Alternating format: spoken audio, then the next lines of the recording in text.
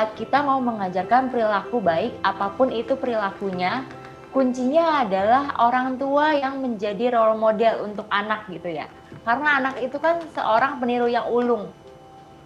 Jadi Oke. dia akan layaknya spons, akan dengan mudah menyerap apa yang mereka lihat, apa yang mereka dengar, dan mereka pelajari dari orang tua sendiri. Dari kecil anak sudah mulai bisa meniru apa yang orang tua lakukan. Bahkan misalnya batita, balita seperti itu mereka sudah mulai meniru tuh apa yang dilakukan oleh orang tuanya. Misalnya untuk mengajarkan perilaku berkata jujur.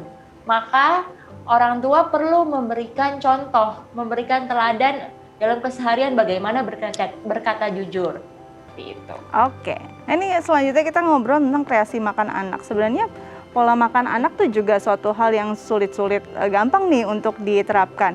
Dari usia berapa sih kita sudah bisa menerapkan pola makan yang baik pada anak dan termasuk kebiasaan-kebiasaan saat dia makan, Mbak?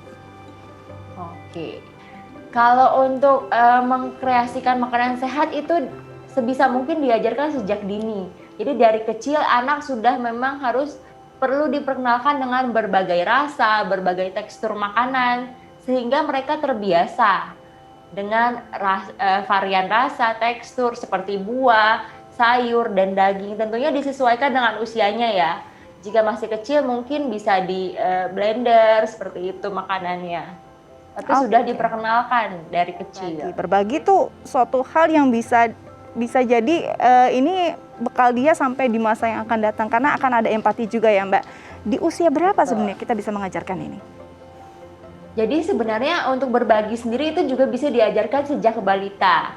Hanya mungkin caranya yang sedikit berbeda. Misalnya untuk balita bisa ditemani mamanya main atau ayahnya main gitu ya.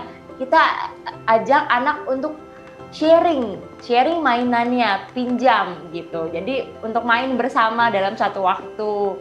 Atau untuk anak yang lebih besar itu baru mulai bisa diajarkan untuk berbagi hal-hal yang sederhana. Misalnya, boleh nggak mama minta cemilan kamu, kelihatannya enak ya, seperti itu. Ada pepatah mengatakan kan, tak kenal maka tak sayang. Jadi akan lebih baik kalau orang tua mengajarkan untuk mencintai dulu bukunya itu dari sejak dini. Misalnya saat anak mau tidur mulai diterapkan untuk membaca dongeng bersama gitu ya, menciptakan pengalaman yang menyenangkan dengan buku.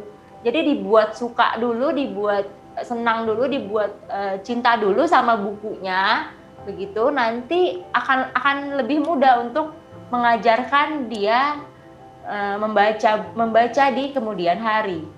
Oke, itu dia bagaimana tips dari Mbak Susana tentang mengajarkan hal-hal baik pada anak. Terima kasih Mbak Susana.